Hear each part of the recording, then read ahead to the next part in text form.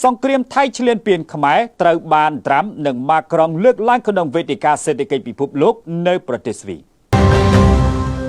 ឈ្មោះកម្ពុជាត្រូវបានមេដឹកនាំសហរដ្ឋអាមេរិកលោក Donald Trump បានលើកឡើងនៅមុខមេដឹកនាំជាច្រើនជុំវិញពិភពលោកនៅឯទីក្រុង Davos ប្រទេសស្វីសក្រោយប៉ះទង្គិចគ្នាពីរលើកនៅឯទីក្រុង Davos ប្រទេសស្វីសក្រៅពីចូលរួមវេទិកាសេដ្ឋកិច្ចពិភពលោកលោក Donald Trump ប្រធានាធិបតីអាមេរិកក៏រៀបចំពិធីប្រកាសជាផ្លូវការអំពីការបង្កើតក្រុមប្រឹក្សាសន្តិភាពរបស់លោកនៅថ្ងៃទី21ខែមករាឆ្នាំ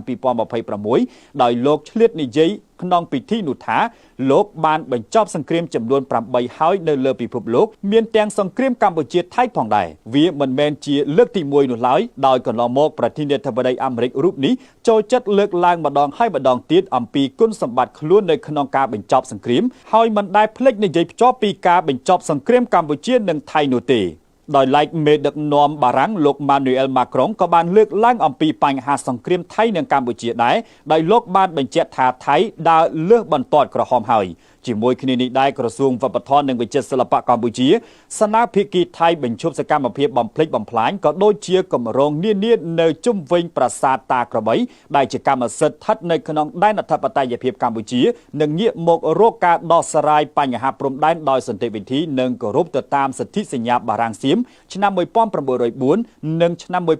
1907ចំពោះសកម្មភាពក៏ឃ្លើរបស់ភាគីថៃក្រសួងវប្បធម៌បន្តប្រកាសតវ៉ាប្រឆាំងនឹងសកម្មភាពនានារបស់ថៃនៅប្រាសាទតាក្របី